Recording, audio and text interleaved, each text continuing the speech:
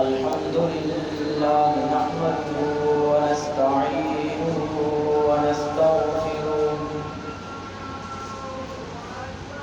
ونستغفره ونؤمن به ونتوكل عليه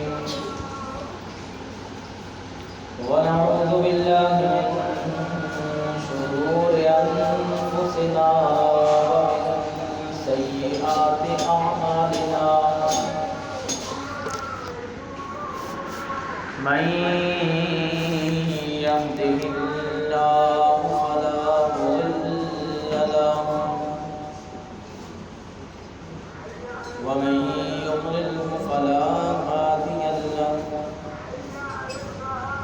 ونشهد أن لا إله إلا الله وحده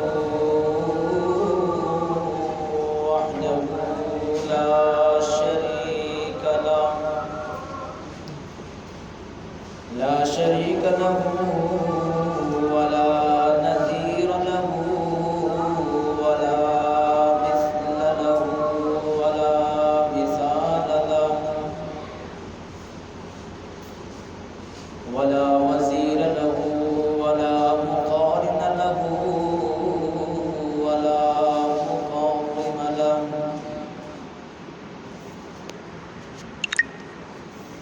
أما بعد فأعوذ بالله من الشيطان الرجيم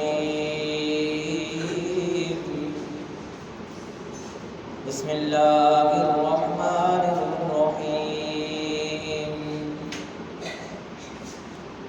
واتل عليهم نبأ ابني آدم بالحق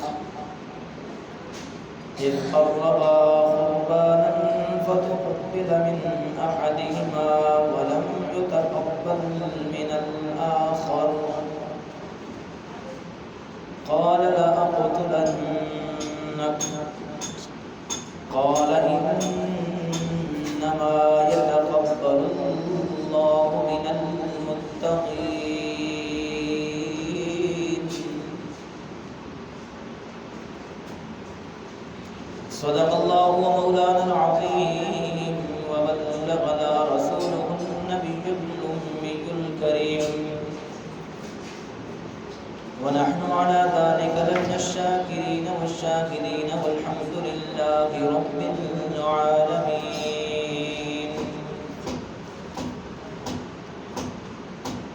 مجھے قدم قدم پر اے خدا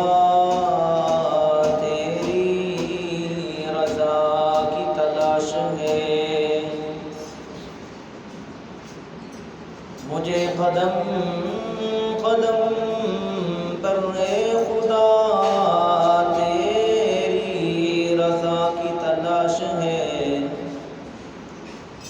تیرے عشق میں میرے مولا مجھے انتہا کی تلاش ہے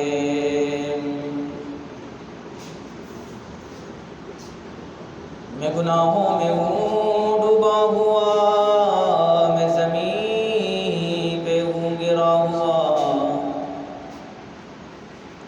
جو مجھے اس وبا سے نجات دے مجھے اس دعا کی تلاش ہے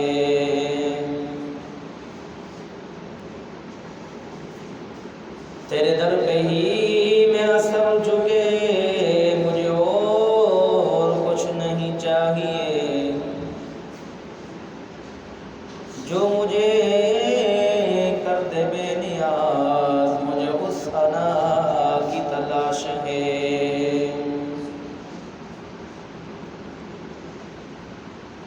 سب سے پہلے مشیت کے انوار سے نقش روح محمد بنایا گیا،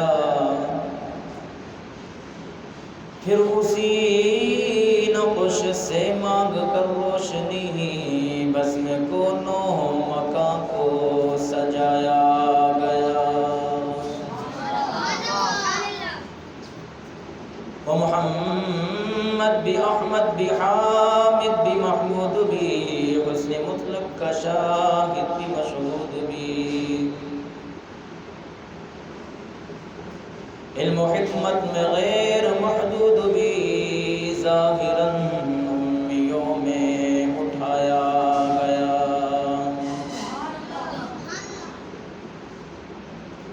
اس کی شفقت بے حد بے انتہا، اس کی رحمت تخیل سے بھی ماورا، اس جہاں میں جو عالم بنایا گیا، اس کی رحمت سے اس کو سجایا گیا۔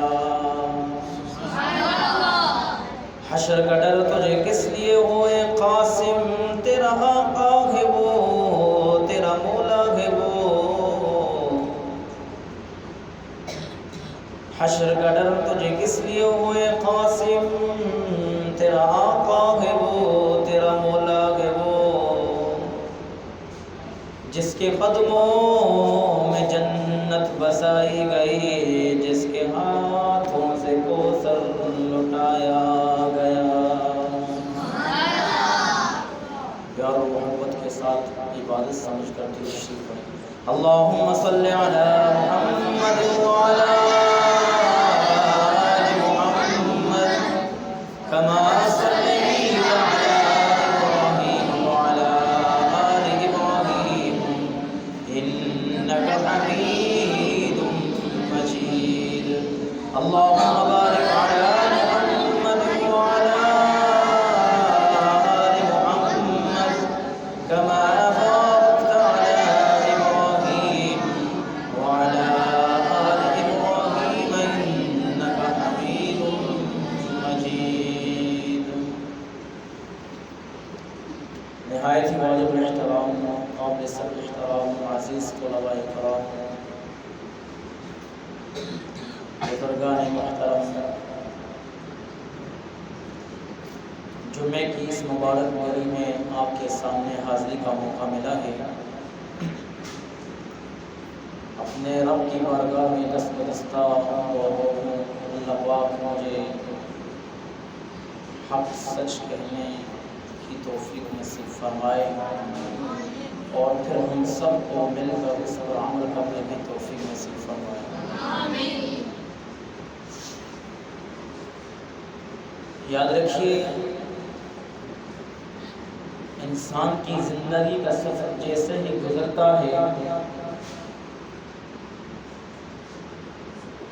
تو اس کی زندگی میں قسم قسم کے اعمال آتے ہیں، اور ہر اوقات تو ایسا ہوتا ہے ان اعمال کا تعلق اسلامی تاریخ کے ساتھ ہو، یا اعمال کا تعلق اسلامی تاریخ کے علاوہ انگریزی تاریخ کے ساتھ ہو۔ آسان الفاظ میں یوں سمجھیں اس کا تعلق شمسی کے ساتھ ہو یا اس کا تعلق قمری کے ساتھ ہو، لیکن اصل حقیقت یہ ہے کہ انسان کے اوپر جو اعمال اس پر فرض کیے گئے ہیں، جن اعمال کا وہ پابند ہے، ان پر عمل در عمل ہو۔ یہ جو مہینہ چل رہا ہے، اس مہینے کا نام ذی القعدہ، یہ مہینہ تقریباً مکمل ہونے کے قریب ہے، لیکن افسوس سے کہنا پڑ رہا ہے ہمارے ہاں کالجوں اور یونیورسٹیوں میں انگریزی مہینے تو یاد کروائے جاتے ہیں لیکن اسلامی مہینے کی حیثیت رہی ہے۔ ٹھیک ہے وہ بھی اپنی جگہ درست ہے، کسی طالب علم کو کھڑا کر دیا جائے کہ بھائی سناؤ بھائی سال میں کتنے مہینے ہیں، وہ انگلیوں میں گن کے بتائے گا، 12 مہینے ہیں نا۔ پہلا کون سے؟ جنوری، فروری، مارچ، اپریل، مئی، جون، جولائی، اگست، سپتمبر، اکتوبر، نومبر، دسمبر۔ کتنے ہیں؟ اگر یہی اعلان ہی کیا جائے کہ بیٹا یہ تو آپ نے مہینے کے نام جو سنائے ہیں انگریزی میں، ٹھیک ہے اچھی بات ہے، تو داد کے قابل ہے، لیکن اگر تو انہی مہینے کو اسلامی اعتبار سے دیکھ، اسلامی کتنے مہینے ہیں، وہ سوچنے پہ پریشان ہو جاتے اسلامی مہینے بھی ہوتے ہیں کہ اسلامی مہینہ بھی کوئی تصور ہے اس چیز کا ہے، لیکن ہماری وہ جو گنگن ہے وہ الٹی چلتی ہے۔ اب اسے پوچھا جائے کہ پہلا مہینہ اسلامی کون سا ہے، کہے گا پتہ نہیں ہے، رمضان کبھی دیکھا تھا، رمضان شاید وہ، ہاں ربیع الاول ہم جشن میں مناتے ہیں، شاید وہ ہو گیا۔ نام کتنے آتے اسلامی مہینوں میں؟ بس 2 نام آتے ہیں، رمضان المبارک اور ربیع الاول یا محرم الحرام، 3 نام۔ حالانکہ 12 مہینوں کے نام ہر طالب علم کو ازبر یاد ہونا چاہیے۔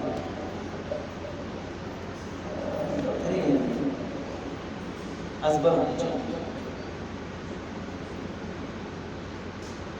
محرم، صفر، ربیع الاول، ربیع الثانی، جمادی الاولی، جمادی الثانی، رجب، شعبان، رمضان، شوال، ذوالقعدہ، ذوالحجہ،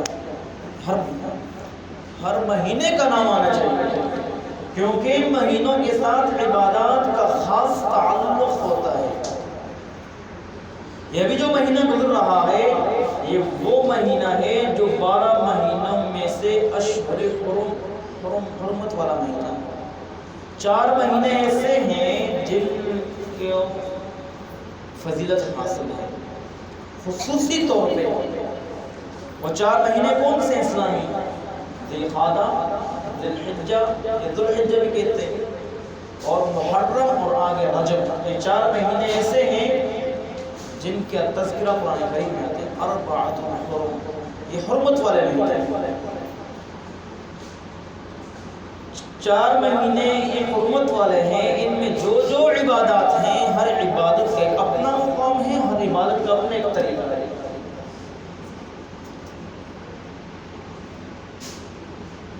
پھر گناہ تو گناہ ہی، اگر انہی 4 مہینوں میں اگر گناہ کیے جائیں تو ان کی نافرمانی کا وبال اتنا زیادہ اٹھانا پڑے گا۔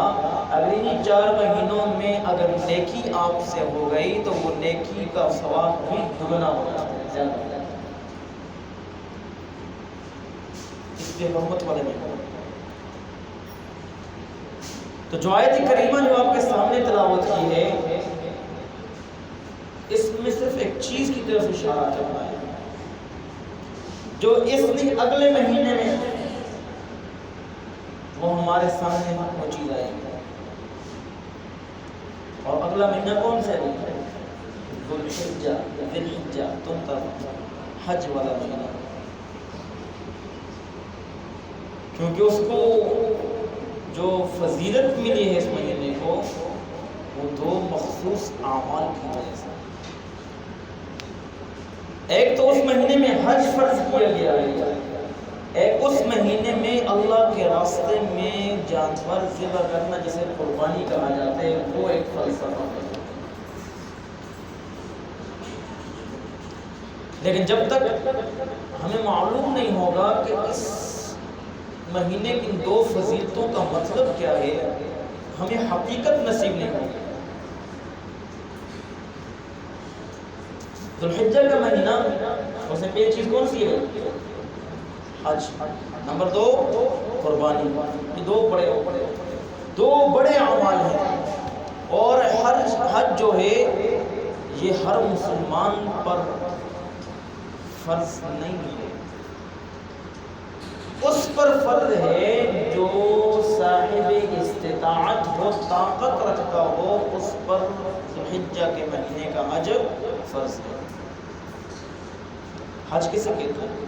حج کہاں جاتے ہیں ارادہ کرنا، قصد کرنا۔ اصطلاح شریف میں کہا ہے مخصوص اعمال کے ساتھ مخصوص ایام میں مخصوص مقامات کی زیارت کرنا ہے حج ہے۔ کیونکہ جو ذوالحجہ میں آپ نے یہ مخصوص اعمال، مخصوص مقامات اور مخصوص اوقات میں، مخصوص ایام میں جو عبادات کرنی ہے، یہ باقی 11 مہینوں میں نہیں ہے، کیونکہ ان کو خصوصیت حاصل ہے انہیں ذوالحجہ کے مہینے میں۔ تو کیا گزارش کی کہ ذوالحجہ میں کون کون سے دو اعمال ہیں؟ نمبر 1 حج کا عمل، جو بڑا عظیم عمل ہے۔ اللہ کے رسول صلی اللہ تعالیٰ علیہ وسلم نے ارشاد فرمایا کہ جو انسان قدرت رکھتا ہو، مال کی قدرت رکھتا ہو، صاحب استطاعت ہو، اگر اس کے باوجود بھی حج نہ کرے تو مجھے اس کی کوئی پرواہ نہیں، وہ یہودی ہو کر مرے، نصرانی ہو کر مرے، یا مجوسی ہو کر مرے، مجھے کوئی پرواہ نہیں۔ حج کیا آگے جواب کون سا مہینے بابا؟ حج کا میرا پہلا۔ اللہ ہم سب کو نصیب فرمائے، زندگی میں ایک بار فرض ہے، جو صاحب استطاعت ہے وہ کرتا رہے۔ اور فرمایا جو حج کر کے اللہ کے گھر کی زیارت کر کے واپس آ جاتا ہے وہ ایسے ہی ہے جیسے آج ہی دنیا میں پیدا ہوا ہے۔ معلوم یہ ہوا کہ وہ گناہوں سے پاک ہو جاتا ہے۔ یہ حج ابھی آنے والا ہے، یہ بھی مخصوص دنوں میں۔ اور اسی مہینے کے ساتھ دوسرا عمل جو ہے وہ کیا ہے؟ قربانی۔ کیا عمل ہے؟ قربانی کا جانور ذبح کرنا اللہ کے راستے، وہ 10 ذوالحجہ کو کرتے ہوتے ہیں۔ یہ جو قربانی کا عمل ہے صرف حج کے 3 ایام میں ہی خاص ہیں، اس کے علاوہ آپ کوئی جانور ذبح کریں گے، مثال کے طور پر آپ نے کوئی جرمن لیا، آپ نے کہا ابھی ذوالقعدہ کا مہینہ ہے، آدھا کا مہینہ ہے، میں ابھی جانور ذبح کرتا ہوں اس نیت سے کہ میری قربانی ہے، تو یہ قربانی نہیں ہے، البتہ جانور ذبح ہو گیا، قربانی نہیں۔ قربانی کی فضیلت کا بھی حامل ہے۔ یہ قربانی کا جو جانور ہے، یہ صرف یہ قربانی کا جو عمل ہے یہ صرف 3 ایام کے ساتھ حاصل ہے، اور وہ بھی ذوالحجہ کے 3 ایام ہیں، 10 ذوالحجہ، 11 اور 12 ذوالحجہ۔ 10 ذوالحجہ کی صبح فجر صادق سے لے کر 12 ذوالحجہ کی غروب آفتاب تک کے 3 دن۔ ان کے علاوہ اگر آپ قربانی کا جانور ذبح کریں گے تو وہ قربانی نہیں ہوگی، البتہ وہ آپ کا صدقہ شمار ہو سکتا ہے۔ اچھا، قربانی کا فلسفہ کہاں سے آیا؟ کیا یہ قربانی کا اپنی سنت کے ساتھ خاص ہے یا پہلے بھی تھا؟ تو اس قربانی کا جو عمل ہے یہ پہلی امتوں میں بھی تھا، لیکن طریقہ تھوڑا سا مختلف تھا۔ اس قربانی کا گوشت ہم کھاتے بھی ہیں، ہم لوگوں کے اندر بانٹتے بھی ہیں، اور اس کا فائدہ بھی حاصل کرتے ہیں۔ پہلے زمانے میں جو قربانی کا عمل کیا کرتے تھے وہ قربانی ایسے ہوا کرتی تھی، جانور اٹھا کر کسی پہاڑ کی چوٹی پہ رکھ دیتے تھے، اس کا گوشت خود استعمال کرنے کی اجازت نہیں تھی، آسمان سے آگ آتی، اس قربانی کو کھا لیتی یا جلا دیتی، تو وہ قربانی جس کو آگ آسمان سے آ کر اس جانور کو جلا دے اس کی قربانی ہو جاتی تھی۔ جس بندے کا جانور وہاں آگ آسمان سے آ کر نہ جلائے اس کی قربانی قبول نہیں ہوتی تھی۔ یہ پہلے زمانے میں، لیکن اس امت میں قربانی تو وہی ہے لیکن طریقہ مختلف ہے۔ جو آیت کریمہ آپ کے سامنے پڑھی اس میں کیا فرمایا؟ وَاتْلُ عَلَيْهِمْ نَبَأَ ابْنَيْ آدَمَ بِالْحَقِّ، پڑھیے ان پر آدم علیہ السلام کے 2 صاحبزادوں کی خبر۔ ٹھیک ہوا یہ کہ جیسے ہی آدم علیہ السلام کو جب اللہ پاک نے اس دنیا میں بھیجا اور یہ کہا کہ آپ نے جا کر اللہ کے دین کی خدمت کرنی. آپ آدم علیہ السلام اور حوا علیہ السلام یہ دونوں تھے. اب امت نے آگے چلنا تھا. کیسے امت بڑھے گی؟ اب امت کیسے بڑھے؟ کیونکہ امت بھی جب دو جوڑے ہوں تب آگے امت چلتی ہے. تو وہاں سے نسل کا آغاز ہوا. آدم علیہ السلام اور حوا علیہ السلام ان کے ذریعے سے اولاد چلی آئی. پہلے زمانے میں ایسا ہوتا تھا کہ بہن بھائی کے ساتھ نکاح ہو سکتا تھا، لیکن ایک ہی پیٹ کے مثال دو جڑواں بچے پیدا ہو آپس میں نہیں، انہیں باپ بیٹوں کی اولاد میں سے، باپ کی اولاد میں سے، والدین کی اولاد میں سے دو بچے ہونے کا جائز تھا. آدم علیہ السلام کی اولاد میں دو بیٹے پیدا ہوئے. ایک روایت مفسرین نے یہ بھی لکھا ہے کہ دو بچے جڑواں صبح پیدا ہو جاتے، دو شام کو پیدا ہو جاتے. دو بچے تو جو صبح پیدا ہوئے وہ ایک قابیل اور اس کے ساتھ اس کی بہن پیدا ہوئی. شام کو پیدا ہوئے حابیل ساتھ اس کی بہن پیدا ہوئی. اب وہاں طریقہ یہ تھا کہ انہیں کو دیکھو چار بچے بس صبح کے وقت، تو یہ تھے شام. قابیل حابیل، قابیل کی بہن قابیل، اور جو قابیل کے ساتھ جو بہن پیدا ہوئی تھی وہ بڑی خوبصورت تھی. اور وہاں اس وقت کا جو طریقہ تھا کہ ان دونوں کو آپس میں نکاح نہیں ہو سکتا جو ایک ہی پیٹ سے پیدا ہوئے، جو ایک ہی وقت پیدا جڑوا، ان دونوں کا آپس میں نکاح نہیں ہو سکتا تھا جو ایک ہی وقت میں جڑوا پیدا ہوئے. ہاں چاروں بھائی بہن آپس میں، چاروں بھائی بہن، ان کا اس کے ساتھ نکاح ہو سکتا تھا اور اس کے ساتھ نکاح ہو سکتا تھا. جو قابیل کے ساتھ پیدا ہوئی وہ بڑی خوبصورت تھی، اور جو حابیل کے ساتھ جو لڑکی پیدا ہوئی وہ اتنی خوبصورت نہیں تھی. قابیل نے یہ کہا کہ اگر میں نکاح کروں گا تو اسی کے ساتھ کروں گا جو میرے ساتھ پیدا ہوئی ہے. حالانکہ یہ جائز نہیں تھا اس وقت، جائز نہیں تھا. آدم علیہ السلام نے بھی فرمایا کہ آپ حابیل کے ساتھ اس کا اور نکاح کروا دیں اور قابیل کا نکاح اس کے ساتھ کروا دیں. طریقہ بھی یہی تھا، لیکن قابیل نہ مانا. قابیل بھائی آدم علیہ السلام بیٹا یہ نہیں مانا. تو آدم علیہ السلام نے کہا چلو ایسا کریں آپ دونوں اللہ کے راستے میں کوئی جانور دے دیں جس کا عمل اللہ پاک نے قبول کرنا چاہا، اس کے جانور کو آگ میں کھا لے گی، اور جس کی قربانی قبول ہوئی وہ اس کے ساتھ نکاح کر لے گا. حابیل تیار ہو گیا اس بات سے. حابیل جو تھا یہ نا جانور چرایا کرتا تھا، مویشی مال مویشی ہوتی ہے. قابیل جو تھا یہ تھوڑا امیر تھا، اور تکڑا جو تھا نا عظیم جو جان قوت میں وہ حابیل تھا. قابیل سے تو ایسا ہوا کہ حابیل نے جانور لیا اور پہاڑ کی چوٹی وہاں چھوڑ ذبح کر کے رکھ دیا.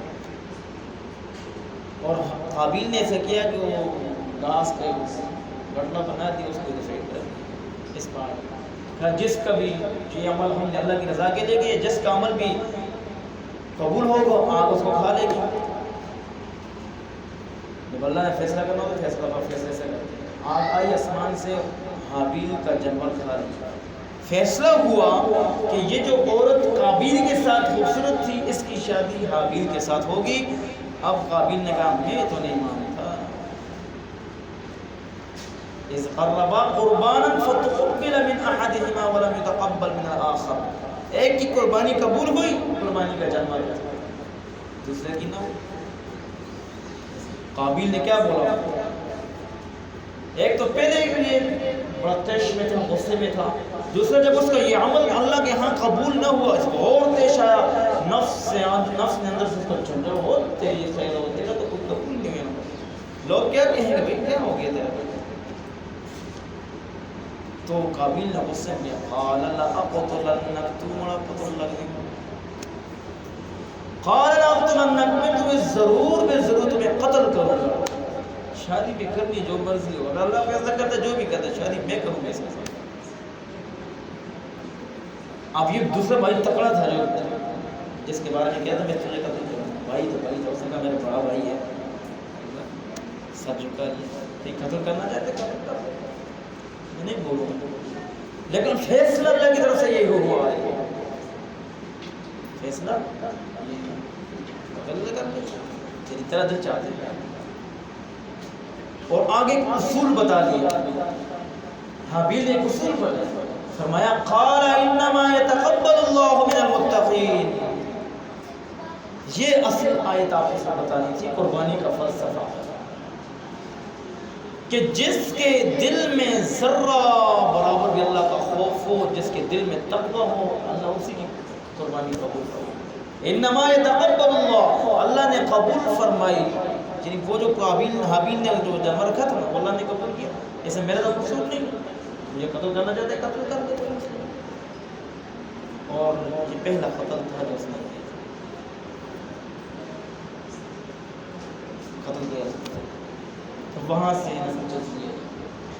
یہ فتنہ اس وقت سب سے بڑا. تو حابیل نے کیا گئی، انما يتقبل اللہ، اللہ پاک وہی چیز قبول کرتے ہیں جو جس کے دل میں تقوی ہو. معلوم ہوا عبادات میں وہی چیز اللہ کے ہاں قابل قبول ہے جو خالص اللہ کی رضا کے لیے، کوئی دنیا کا دکھلاوا نہ ہو، خالص اللہ کی رضا کے لیے ہو. اور یاد رکھیں آپ جب دنیا میں جاتے ہیں عمدہ سے عمدہ چیز لیتے ہیں. ایک والی چیز مثال کے طور پر قربانی کا جانور لیا، اس میں شرط یہ ہے اس کی ٹانگ ٹوٹی نہ ہو، اتنی ٹانگ ٹوٹی نہ ہو کہ قربانی کا جانور جہاں ذبح کرنے کی جگہ وہاں چل کے نہ جا سکتا ہو. یعنی عیب والا جانور اللہ جہاں قبول نہیں کیا. اس کا کان کٹا نہ ہو، اس کا سینگ ٹوٹا نہ ہو جس کا سر دماغ تک پہنچتا ہو، وہ کانا نہ ہو، وہ دبلا پتلا نہ ہو.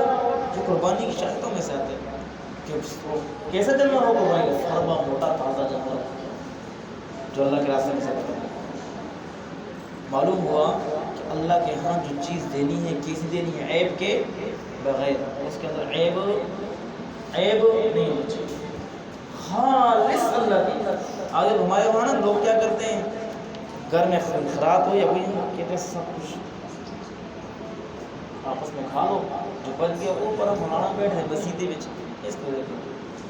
اب ختم نہیں ہوتا، مناڑی دو کھا چو وہ تعلیموں کو دو، تعلیم ماشاء اللہ صحیح کمائی پہنچے دے رہے کوئی دیشے ہاں جی فجر بخشے رہی ہاں جی. تو وہ جب خراب ہونے پہ وہ مدرسہ تحفیظ القرآن وہاں دیکھ کر وہ تعلیموں کو وہ کھائیں گے. یہ دنیا کا بڑی چیز اللہ جانتا ہے. هل لن تنالوا البر حتى تنفقوا مما تحبون. تم نیکی کی حد تک پہنچ ہی نہیں سکتے جب تک تم محبوب چیز اللہ کے راستے میں قربان کرو. معلوم ہوا جب اللہ کے ہاں آپ عیب والا جانور نہیں دے سکتے تو جب ایک گندا دل اس میں جب تقوی نہیں ہوگا تو وہ عمل جس میں شرک ہو، ریاکاری ہو، جس میں دکھلاوا ہو، وہ عمل اللہ کا کیسے کرے. تو کیا اصول کیا دیا، انما يتقبل اللہ من المتقین. جس کے دل میں تقوی ہوگا، تقوی بہت بڑی نعمت ہے، بہت بڑی نعمت ہے. ایمان کے ساتھ جس انسان کو تقوی نصیب ہو جائے. اور یہ آگے 17 سورہ میں کیا فرمایا، لن ينال اللہ لحومها ولا دماؤها ولكن يناله التقوى. تم قربانی کا جانور ذبح کرو گے، لن ينال اللہ لحومها، اس جانور کا گوشت اللہ کے ہاں نہیں پہنچتا. ولا دماؤها، اور نہ اس قربانی کے جانور کا خون اس اللہ کے ہاں پہنچتا ہے. ولا دماؤها، قربانی کا بہایا ہوا خون اللہ کے ہاں قبول ہو، والا کے ہاں نہیں ہوتا. جب تقوی کیا بولتے ہیں وَلَٰكِن يَنَالُهُ التَّقْوَىٰ مِنْكُمْ، جو چیز اللہ کے ہاں پہنچتی ہے، جس کی اہمیت اور جس کی حیثیت اللہ کے ہاں زیادہ قبول ہے، وہ کیا ہے؟ وہ تقویٰ. اس لیے فرمایا کہ آپ غیرہ کے ساتھ قربانی نہ کریں. ہر کسی کے ساتھ قربانی نہیں، جس کا عقیدہ اچھا ہو، جس کا عقیدہ توحید کے مطابق ہو، اس کے ساتھ قربانی کریں. جس کا مال رشوت سے پاک ہو، جس کا مال شک سے پاک ہو، جس کا مال یقین والا، ہر مال کی یقین والی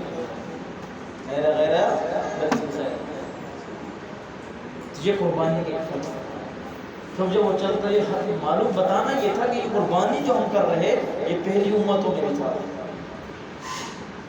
اور پھر حضرت ابراہیم علیہ السلام کا پورا واقعہ ہے،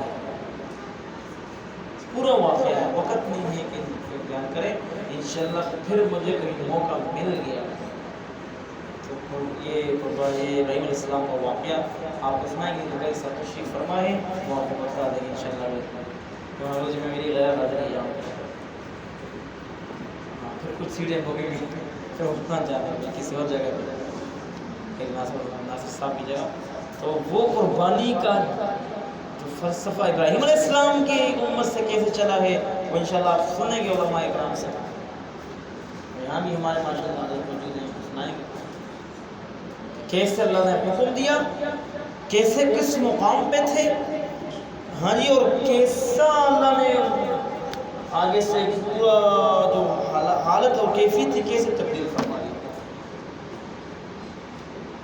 ابراہیم علیہ السلام کو حکم ہوا کہ آپ نے کیا کرنا ہے. انی ارا فی المنام انی اذبحک فانظر ماذا تری. ابراہیم علیہ السلام کو خواب آیا کہ خواب میں دیکھتے کہ ابراہیم علیہ السلام اپنے بیٹے کو ذبح کر رہا ہے. اور انبیاء کے خواب جو ہوتے ہیں یہ حقیقت ہوتے ہیں، یہ ویسے نہیں ہوتے. اور انبیاء کا خواب جو ہے یہ وحی کے ذریعے میں آتے ہیں. اور اسماعیل علیہ السلام اس وقت چھوٹے سے تھے، ہوئے بھی کتنے سال؟ 90 سال کی عمر کے بعد ہوئے تھے. کتنی عمر کے بعد؟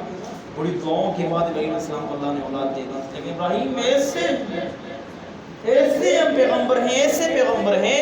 یہودی کہتے ہیں ابراہیم ہمارا ہے، نصارہ کہتے ہیں ابراہیم ہمارے ہیں، مسلمان کہتے ہیں ابراہیم ہمارے ہیں.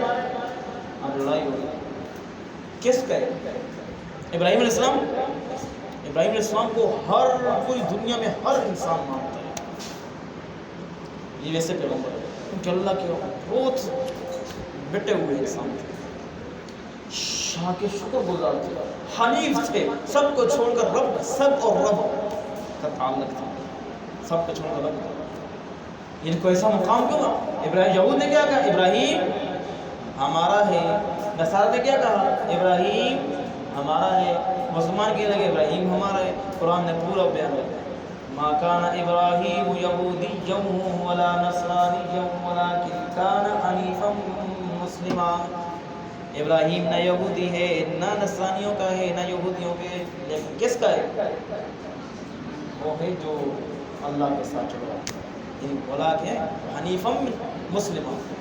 وہ حنیف کہا جاتا ہے سب سے کٹ کر اللہ کی طرف، جس کے دل میں اللہ کی محبت، جس کے دل میں اللہ کی اہمیت اور بڑھائی ہوگی ابراہیم سے کرے.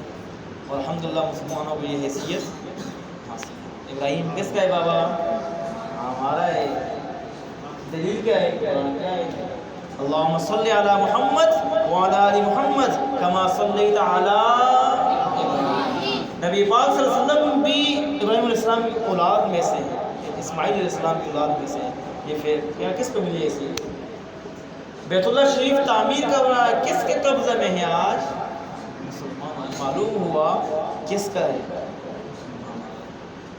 یہ قربانی کی سنت کس کی ہے؟ ابراہیم علیہ السلام کی ہے. اور ابراہیم علیہ السلام کس کے ہیں؟ ہمارے ہیں، ہم انہی کے طریقے پہ چلتے ہیں۔